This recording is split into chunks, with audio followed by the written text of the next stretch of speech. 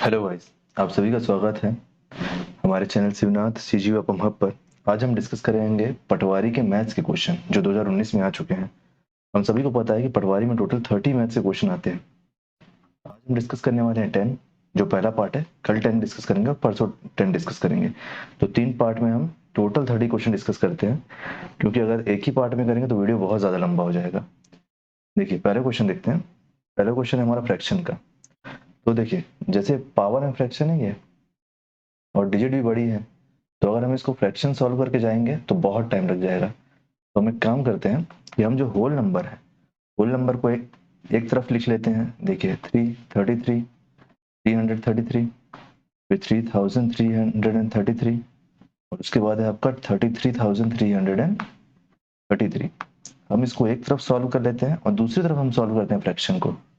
तो हमारा फ्रैक्शन क्या है? 1/3। हमारा सेकंड फ्रैक्शन क्या है? 1/3 का स्क्वायर, फिर 1/3 का क्यूब, फिर 1/3 का पावर 4, और फिर 1/3 का पावर 5, है ना। तो हम देखिए, इसका टोटल एक तरफ कर लेते हैं और इसका टोटल एक तरफ कर लेते हैं, कोई फर्क नहीं पड़ेगा। एक एक मेथड ये भी होता है जो हमको स्कूल में पढ़ाया नहीं जाता है, स्टेप, जैसे स्टेप मार्क आप सभी सुने होंगे। लेकिन आप ऐसे करेंगे तो इजी सॉल्व हो जाएगा और जल्दी, क्योंकि हमारे पास एग्जाम में इतना टाइम नहीं कि हम स्कूल के जैसे स्टेप बाय स्टेप सॉल्व करें, है ना। जब हम इसका काउंट करेंगे टोटल, देखिए 3 3 3 3 3 हो जाएगा 5, 5 कैरी 1 हो जाएगा। ये हो जाएगा आपका 3 3 3, इसमें है ना 0। ये हो जाएगा 3 0 7 3, 37,035 इधर से आपका आ जाएगा। प्लस आप फ्रैक्शन सॉल्व करते हैं जैसे, तो देखिए हम पहले इस फ्रैक्शन को सॉल्व करेंगे। आएगा 9, फिर ये आएगा 27, फिर हम इसको खोलेंगे, फिर इसको खोलेंगे, ऐसे करके बहुत लंबा लगेगा। इससे अच्छा हम एक काम ये कर सकते हैं कि हम डायरेक्ट जो हमारा ये बड़ा पावर है, हम इसको एलसीएम ले लेते हैं, क्योंकि इवेंचुअली बाद में तो जो सबसे बड़ी संख्या रहती है वही एलसीएम आती है ना। तो हम इसको एलसीएम जब लेंगे तो देखिए, ये यहाँ पे डिवाइड होगा और फिर इंटू ऊपर होगा।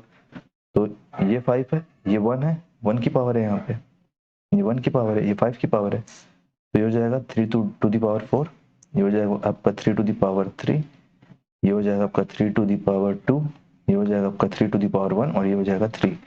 जब हम इसको सॉल्व करते हैं तो 37035, तो देखिए 3 की पावर 4 टाइम है। तो जब हम इसको सॉल्व करते हैं 3 9 27 तो ये आपका 81 आ जाएगा यहाँ पे। वैसे ही यहाँ पे आ जाएगा 3 बार में 3 9 9 27, ये तो 9 ही हो जाएगा। 3 1 की पावर मतलब सेम। और अच्छा, यहाँ पे 5 है ना, यहाँ 5 का इंटू इससे होगा तो 5 5 1 हो जाएगा। यहाँ मिस्टेक से 3 आ गया, इसको 1 कर लीजिए, ये 1 हो जाएगा पावर में 5। फिर ये हो जाएगा आपका 37035 प्लस, देखिए 9 + 1 10, 10 + 3 13, 13 और 7 20, 20 20 40, 40 और 81, 1 2 1 to the power 3 to the power 5। देखिए, इसको कॉमन फ्रेज में हम ऐसे लिख सकते हैं।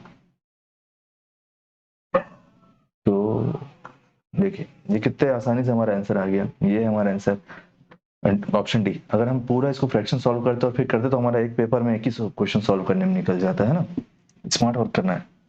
सही, अगला क्वेश्चन देखते हैं 42। देखिए, इसमें जैसे यहाँ पे दिया है एक्स स्टार वाई है ये। अगर रीजनिंग होता तो हम स्टार को मल्टीप्लाई मान लेते, लेकिन ये मैथ्स में हम मान नहीं सकते। कुछ जितना दिया है हमको उससे ही सॉल्व करना है, हम अपना एक्स्ट्रा दिमाग नहीं लगा सकते इसमें। तो देखिए, जैसे स्टार है, आप एक चीज देखें, यहाँ पे भी स्टार है, यहाँ पे भी स्टार है। तो हमको ये निकालना है कि 3 * 5 कितना बड़ा है। 3 * 5 यहाँ पे लिख लेते हैं। 3 * 5 आपका कितना बड़ा है 5 * 3 से, है ना। तो एक बार हम x की वैल्यू रख लेते हैं 3, और यहाँ y है ना तो 5। एक बार x की वैल्यू 3 और 5 रख लेते हैं, फिर एक बार x की वैल्यू 5 और 3 रख लेंगे। देखिए 2, x की जगह चले गए 3, y की जगह चले गए आपका 5, है ना। ये हो जाएगा 6, 2 3 6 प्लस 5 25। सॉल्व करने में हमारे पास है 31। अब जो सेकंड कंडीशन दिया हुआ है, 5 * 3, तो अब हम एक बार x की जगह 5 रख लेंगे और y की जगह हम 3 रख लेंगे। तो ये हो जाएगा हमारा 5 2 10 प्लस प्लस ये प्लस का साइन है 5 3 15, ये हो जाएगा आपका 25। हमारे पास क्या पूछा है 3 स्टार 5 मतलब 31 कितना बड़ा है 5 स्टार 3 मतलब 25 से, तो ये बड़ा है 6, तो हमारे पास आंसर आ जाएगा ऑप्शन नंबर सी 6, है ना। उम्मीद करता हूँ आपको क्वेश्चन समझ में आया होगा। अगला क्वेश्चन देखते हैं 43। देखिए इसमें क्या बोल रहा है थर्ड क्वेश्चन में कि दो संख्या बोला है, तो हम पहली संख्या मान लेते हैं, फर्स्ट संख्या मान लेते हैं x, सेकंड मान लेते हैं y। यही तो करते हैं, जहां कुछ बोला हमको मानने का मौका मिला नहीं कि हम तुरंत मान लेते हैं। देखिए दो संख्याओं में पहली के दो गुने मतलब x के दो गुनी के साथ दूसरे की तीन गुनी मतलब y के तीन गुनी को जोड़ने पर 1200 मिलता है। ये हो गया इक्वेशन 1। और दूसरा क्या है, पहली के 5 गुने के साथ दूसरी के 3 गुने को घटाने पर 900 मिलता है। साइन गलत हो गया है, साइन को चेंज कर लेते हैं, इसमें गुस्सा आने वाला कोई बात नहीं है।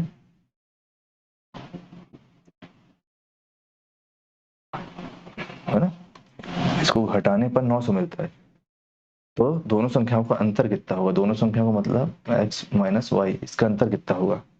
तो देखिए ये माइनस का साइन है, ये कॉमन है 3y, ये 3y कॉमन है, एक प्लस में एक माइनस में है, ये प्लस ही होता है, साइन चेंज करने की जरूरत नहीं है। ये कट गया, ये हो गया आपका 7x, ये हो गया आपका 2100 x, 7 से 2100 कटेगा तो 300, तो मतलब x की वैल्यू हो गई आपकी 300। अब हम x की वैल्यू को इक्वेशन 1 में रख देंगे, तो हमारे पास 2x plus 3y equal to 1200, तो x की वैल्यू हम यहाँ रखेंगे तो 300 प्लस 3y इक्वल टू 1200, है ना। ये हो जाएगा आपका 600 मल्टीप्लाई करने पे 3y इक्वल टू 1200। जब 600 इधर जाएगा तो प्लस में इधर माइनस हो जाएगा, तो इधर बचेगा आपके पास 600, है ना, 600 माइनस तो बचा 600। जब 3 से हम काटेंगे 600 को तो हमारे पास y इक्वल टू 200 बचेगा, y 200 बचेगा। तो जब 200 है तो हमको निकालना तो ये है ना कि x दोनों संख्याओं का अंतर कितना है, तो 300 माइनस 200 इक्वल टू 100, 100 अंतर है भाई। आंसर नंबर सी हमारा आंसर हो जाएगा। अगला क्वेश्चन देखते हैं।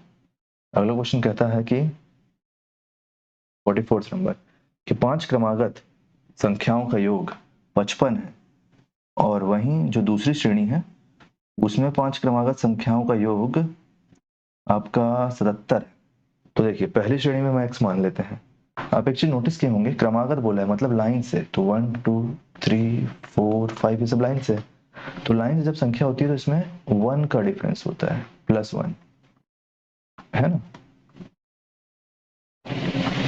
तो हम वही करेंगे, हम पहली श्रेणी की संख्या x मान लेते हैं, तो जब हम करेंगे तो इसमें पहला संख्या हो जाएगा x, दूसरा संख्या हो जाएगा x+1, तीसरा हो जाएगा x+2, तीसरा हो जाएगा x+2,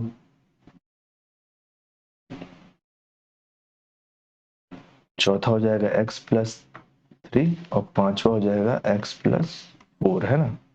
इन सब का टोटल है 55। तो हमको यहाँ पर से x की वैल्यू मिल जाएगी, x की वैल्यू कितनी आएगी 1 2 3 4 5, 5x है, प्लस अब जो डिजिट है उसको काउंट कर लेते हैं, 4 3 7 2 9 1 10, ये हो गया 10 इक्वल टू 55। देखिए जब ये 10 यहाँ पे आएगा तो ये माइनस हो जाएगा, तो ये कितना हो जाएगा 5x इक्वल टू, ये प्लस है, प्लस की संख्या यहाँ आएगी तो माइनस हो जाएगी, है ना, 45 equal to x equal to, ये कटा तो 9 आएगा, तो मतलब x इक्वल टू 9 है ना। हमको क्या बोला है, प्रथम श्रेणी की सबसे बड़ी संख्या और द्वितीय श्रेणी की सबसे छोटी संख्या का अंतर निकालना है ना। तो पहले हम x y निकाल लेते हैं, द्वितीय श्रेणी हम क्या मान लेते हैं, दूसरी श्रेणी हम मान लेते हैं y की 7 क्रमागत संख्या जोड़ने पर 77 मिला है। तो देखिए पहली संख्या हो जाएगी y, दूसरी संख्या हो जाएगी y+1, तीसरी हो जाएगी y+2, चौथी हो जाएगी y+3, पांचवी हो जाएगी y+4, छठवीं हो जाएगी y+5 और सातवीं हो जाएगी y+6। इन सबको जोड़ने पर 77 मिलेगा, है ना। तो देखिए कितने वाई हैं, 1 2 3 4 5 6 7, 7 वाई। 7 वाई प्लस हमारे पास डिजिट कितने देख लेते हैं हम। देखिए डिजिट काउंट कर लेते हैं, 6 5 11, 4 15, 3 17, 2 19, 1 20, 20 20 नहीं होंगे, कुछ गलत हो रहा है। 6 6 5 11, 11 4, 15, 15 3, 18, 18 तो 20, 1 21, हाँ 21 21 हो रहा है ना, इक्वल टू 77। अब देखिए आप, ये प्लस में है, जब यहाँ जाए तो माइनस हो जाएगा, तो 7 वाई इक्वल टू माइनस होगा तो ये हो जाएगा 56। तो y इक्वल टू 7 से 56 जाएगा तो 8, 7 8 से 56 होता है ना। तो देखिए अब यहाँ पे हमसे डिफरेंस किसका पूछ रहा है, डिफरेंस हमसे पूछ रहा है क्वेश्चन में प्रथम श्रेणी की सबसे बड़ी संख्या, प्रथम श्रेणी की सबसे बड़ी संख्या कौन सी है, ये है x प्लस 4। दूसरी संख्या की सबसे छोटी संख्या का अंतर कितना है, सबसे छोटी संख्या क्या है, y है, इन दोनों के बीच का अंतर। तो देखिए x क्या है, x है 9, it's 4, और y कितना है, y है 8, 9 plus 3 13, 13 minus 8 5, answer 5, option A. अगला क्वेश्चन देख लेते हैं। अगला फिफ्थ क्वेश्चन, फिफ्थ क्वेश्चन में हमसे कह रहा है, ये स्पीड एंड डिस्टेंस का क्वेश्चन है, टाइम स्पीड एंड डिस्टेंस, कि एक कार ए से बी तक, ए से बी तक जाती है 120 किलोमीटर प्रति घंटे की रफ्तार से, 120 किलोमीटर प्रति घंटे की रफ्तार से चले गई, ठीक है जाने दो। और बी से ए आती है, बी से ए आती है 80 किलोमीटर प्रति घंटे से, 80 किलोमीटर प्रति घंटे की रफ्तार से। तो उसकी औसत गति कितनी है, एवरेज, एवरेज स्पीड निकालना है, एवरेज स्पीड निकालना है, लेकिन डिस्टेंस तो कांस्टेंट है ना, डिस्टेंस में तो कोई चेंजेस नहीं है। तो देखिए एवरेज स्पीड निकालने का फॉर्मूला होता है 2a plus B, 2ab upon a plus B, ये एक फॉर्मूला है जिसको हम जब डिस्टेंस कांस्टेंट रहेगी और दो स्पीड दी रहेगी अलग अलग और एवरेज स्पीड निकालने का तो यूज करेंगे। देखिए 2 इंटू ए, ये मतलब 120, बी 80, है ना, या फिर वाइसा वर्सा, ए को आप 80 ले सकते हो और बी को 120 ले सकते हो, और इन दोनों का टोटल 120 प्लस 80, तो 120, नीचे हो जाएगा 120 और 80 का टोटल कितना हो जाएगा, 200 हो जाएगा। एक जीरो से एक जीरो कटा, 20 इंटू 4, 4 टू 48, 48 टू 96, तो 96 किलोमीटर प्रति घंटे की रफ्तार एवरेज स्पीड है इसकी। ऑप्शन नंबर सी सही आंसर है ना। उम्मीद करता हूँ गाइस आपको समझ में आ रहा होगा। हम अगला क्वेश्चन देख लेते हैं, छठवां क्वेश्चन, मिक्सचर, मिक्सचर और एलिगेशन क्वेश्चन है ये, बहुत इंपॉर्टेंट क्वेश्चन, हर को पेपर में आता ही है। टोटल देखिए, टोटल क्वांटिटी कितनी है, 35 लीटर, 35 लीटर दूध और पानी के मिश्रण का अनुपात है 5:2। तो मिल्क, मिल्क कितना है 5, और वाटर कितना है 2, टोटल क्वांटिटी कितनी है 7, है ना। तो 35 इंटू 5/7, 35 इंटू 2/7, ये कटेगा तो 5 हो जाएगा, 5 5 जो 25 और 5 2 जो 10, टोटल 35 हो गया ना। मतलब आपका पानी, मिल्क और वाटर, देखो यार मिल्क और वाटर में भूलना मत कि कौन सा किसका रेशियो है, क्योंकि अगर तुम गलत करोगे तो तुम्हारा पूरा आंसर गलत आएगा। तो मिल्क ऊपर है तो मिल्क ऊपर रख लिए 25, वाटर नीचे है तो वाटर नीचे रख लिए 10। अब देखिए कितना पानी मिलाया जाए कि अनुपात 5:3 हो जाए। तो पानी मिला रहा है मतलब दूध तो कांस्टेंट ही रहेगा, दूध में कुछ नहीं मिला रहा है। तो जब पानी मिला रहा है तो पानी में हम एक्स जोड़ लेते हैं, क्योंकि हमको जहां थोड़ा सा ही मौका मिला मानने का तो हम एक्स को तो भूलते नहीं है, एक्स हमारा भाई है और वैसे भी हम एक्स को नहीं भूलते हैं दूसरे वे में भी। तो देखो ये क्रॉस मल्टीप्लिकेशन कर लो इसको, 3 इधर गया, ये हो गया 75 और इधर जाएगा तो 5 10x, तो ये हो गया 75 और 5 इंटू 10 50 प्लस 5x, ये प्लस में इधर आएगा तो माइनस हो जाएगा 25 5x। तो जब ये डिवाइड होगा इससे 5 इधर आएगा डिवाइड हो जाएगा, शॉर्टकट में यहीं से कर लेते हैं, 5 इंटू 5 लीटर, 5 लीटर इसका आंसर है कि 5 लीटर दूध पानी मिलाएंगे तो अनुपात 5:2 से अनुपात 5:3 में बदल जाएगा, है ना। चलिए गाइस अगला क्वेश्चन देखते हैं, क्वेश्चन नंबर 7। क्वेश्चन नंबर 7 है ये कि यदि किसी आयत की लंबाई 20% बढ़ा दी जाए और चौड़ाई 20% कम कर दी जाए तो आयत का क्षेत्रफल कितना होगा। देखो यार, सबसे पहली बात तो क्षेत्रफल है, एरिया ऑफ रेक्टेंगल। आयत मतलब रेक्टेंगल होता है लेंथ ब्रेथ, है ना, मतलब लेंथ इंटू ब्रेथ, दोनों का इंटू कर देंगे तो आयत का क्षेत्रफल आ जाता है। सबसे इजी है इसी का यार, नहीं स्क्वायर का भी, स्क्वायर का भी इजी है एरिया का फॉर्मूला। देखिए LETH लेंथ, BREADTH ब्रेथ। अब देखिए क्या बोल रहा है कि 20% लंबाई बढ़ाना है, लंबाई को 20% बढ़ाना है और चौड़ाई को 20% कम करना है ना। हम मान लेते हैं गाइस कि लेंथ और ब्रेथ दोनों ही 100 है, कि लेंथ भी 100 है और ब्रेथ भी 100 है। देखिए ये एरिया का फॉर्मूला है, ये एरिया का फॉर्मूला है, सिंपल सा हम इसमें रख लेते हैं। देखिए 100 है तो जो नया लेंथ बनेगा वो 20% बढ़ के बनेगा। 20% मतलब 100 प्लस 20%, है ना। और जो ये न्यू लेंथ और जो न्यू ब्रेथ बनेगा वो आपका क्या बनेगा, 100 माइनस 20% बनेगा, है ना। चलो ये बहुत खिचड़ी हो जाएगा, ऐसे समझ नहीं आएगा आप लोग को, ऐसे समझ में नहीं आएगा, इसको दूसरे तरीके से देख लेते हैं।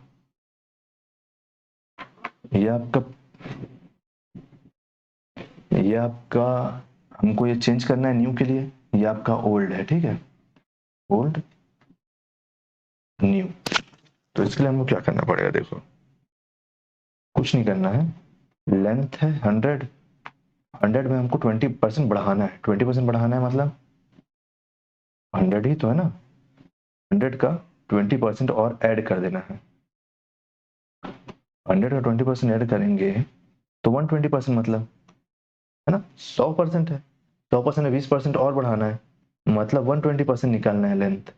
और जो ब्रेथ है, ब्रेथ का 20% घटाना है मतलब 100% हमको नहीं चाहिए, हमको 80% चाहिए, तो ये 80% हो जाएगा। तो न्यू वैल्यू क्या हो जाएगी आपकी, न्यू लेंथ हो जाएगी आपकी 120 और आपका ब्रेथ न्यू कितना हो जाएगा 80, है ना। तो आगे क्या बोल रहा है, then the area of new rectangle will be, तो नया रेक्टेंगल का एरिया जो है वो क्या होगा उसमें, मतलब कि यहाँ पे पूछा नहीं है लेकिन ऑप्शन देख के हमको समझ में आ रहा है ना कि क्या पूछ रहा है, उसमें चेंजेस पूछ रहा है। तो हम इसको दो पार्ट में निकाल लेते हैं। जो ओल्ड है, ओल्ड का एरिया कितना है, ओल्ड का एरिया 100 इंटू 100 मतलब 10,000, 10,000 क्वांटिटी कुछ नहीं था, हम सेंटीमीटर स्क्वायर मान लेते हैं इसको, ठीक है, 10,000 सेंटीमीटर स्क्वायर। और जो न्यू है, न्यू का क्या हो जाएगा हमारा 120 इंटू 80 हो जाएगा, 120 इंटू 80 ही तो होगा ना, तो 000 और 12 इंटू 8 9600 सेंटीमीटर स्क्वायर। तो यहाँ पे क्या हो रहा है, देखो यहाँ पे कमी हो रहा है, पुराना ज्यादा था नया कम है, तो कमी हो रहा है मतलब डिक्रीज हो रहा है। कितना डिक्रीज हो रहा है, 9600 अपॉन पुराने से कंपेयर करते हैं ना 10,000, कितना परसेंट डिक्रीज हो रहा है आपका, कमी आ रहा है यहाँ पे देखो 400,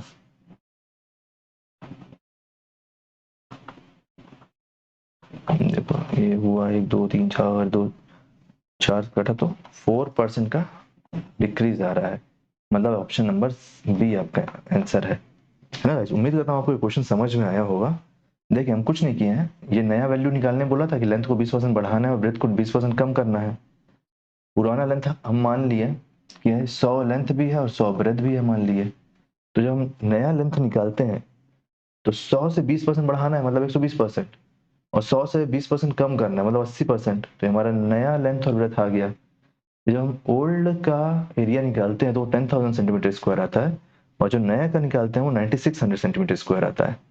तो इसका डिफरेंस आता है 400, माइनस में 400 आया ना, तो फिर उसको हम कंपेयर करते हैं पुराने से, तो उसमें हमारा 4% डिक्रीज आ रहा है एरिया।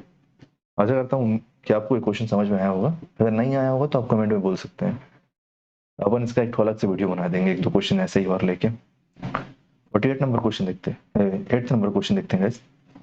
कि एक व्यक्ति है जो कुछ संतरे एक व्यक्ति है कुछ संतरे 100 रुपए में 60 संतरे खरीदा है। मतलब पर संतरा भाई को कितने का पड़ा है?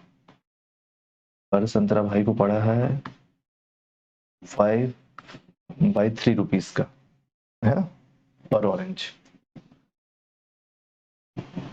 परचेस किया है। और परचेस कॉस्ट प्राइस और सेलिंग प्राइस कितनी है भाई की? 60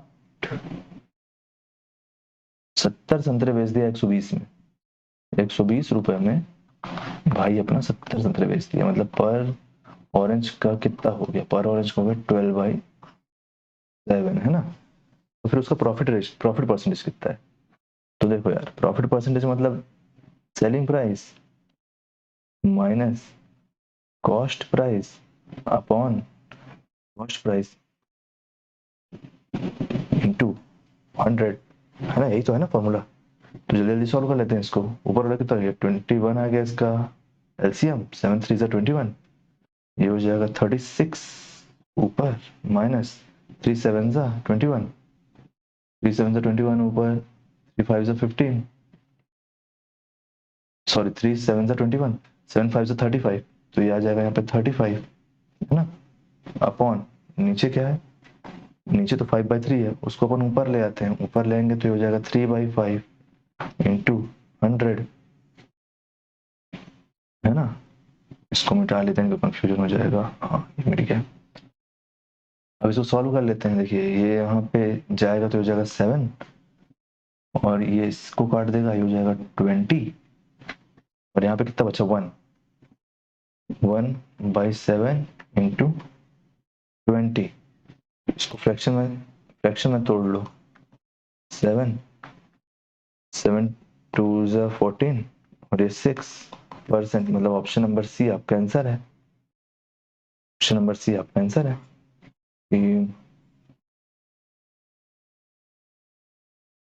जज्बातों में बह ज्यादा ही वो हो गया, लाइन खिंचा गया।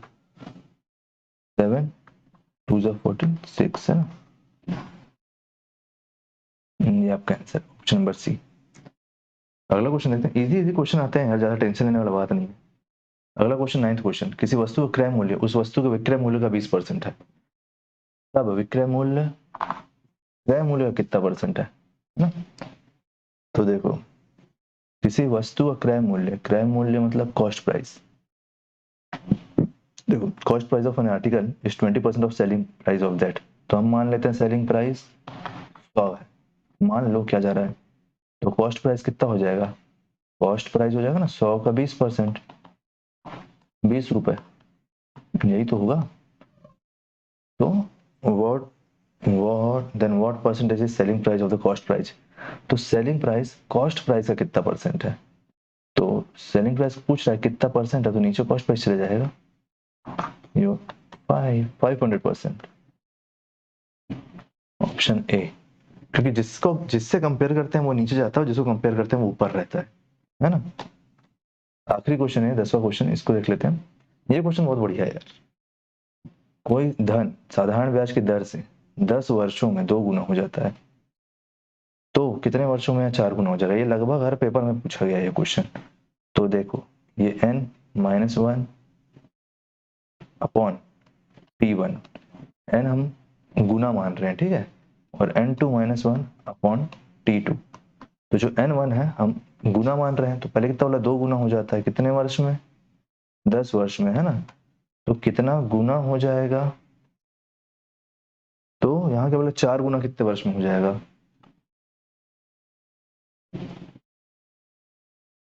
4 गुना कितने वर्ष में हो जाएगा, तो ये T2, क्योंकि हमसे वर्ष पूछा है, हमको पता नहीं है। तो देखो ये हो जाएगा 1/10, सॉल्व करने पे ये हो जाएगा 3/T2, क्रॉस मल्टीप्लीकेशन। तो T2 इक्वल टू 10 इधर आ जाएगा 30 ईयर्स ना। गाइस ये हमारे 10 क्वेश्चन कंप्लीट हो गए हैं। 10th क्वेश्चन भी हमारा कंप्लीट हो गया है, ऑप्शन बी इसका आंसर है।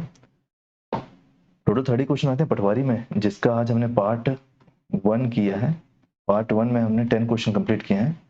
पार्ट 2 कल हो जाएगा और पार्ट 3 परसों हो जाएगा। तो टोटल 30 क्वेश्चन पूरे कंप्लीट हो जाएंगे 2019 के। उसके बाद हम 2016 भी कवर करेंगे, है ना। तो आशा करता हूँ कि आपको वीडियो पसंद आया होगा गाइस। इसको शेयर करें, चैनल को सब्सक्राइब करें और पढ़ते रहें।